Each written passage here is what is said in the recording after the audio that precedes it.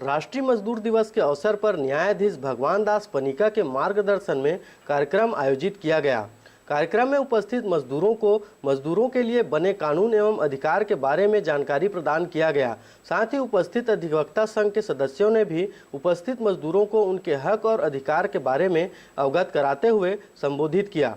इस अवसर पर मुख्य रूप से अधिवक्ता नवीन सिंह, अधिवक्ता संघ अध्यक्ष रीमा वर्मा, दिलीप जायसवाल, राजेश राठौर, मुन्नी दास उपस्थित रहे। मजदूर दिवस के नाम पे आरक्षित है और 1 मई मजदूर दिवस के अवसर पर जिला विधिक प्राधिकरण की तरफ से जो कार्यक्रम आयोजन किया गया उसमें तहसील विधिक प्राधिकरण के अध्यक्ष माननीय भगवान दास जी पनिका के नेतृत्व में आज मजदूरों के समक्ष जो है कानून की जानकारियाँ दी गई, जिसमें बाल श्रमिक कानून पे जो अपराध है, जो कानून की प्रावधान है उसमें कम भुगतान या समय पे भुगतान नहीं होती है। इन परिस्थितियों में न्यायालय से किस प्रकार का सहयोग प्राप्त हो सकता है, इस संबंध में मजदूरों को आज के दिन में जानकारी दी गई और इस अवसर पे अच्छे खासे मजदूर की उपस्थिति रही। मजदूरों ने बहुत ध्यानपूर्वक सुना और कानून के प्रति जागरूकता उनके मन में दिखाई दी।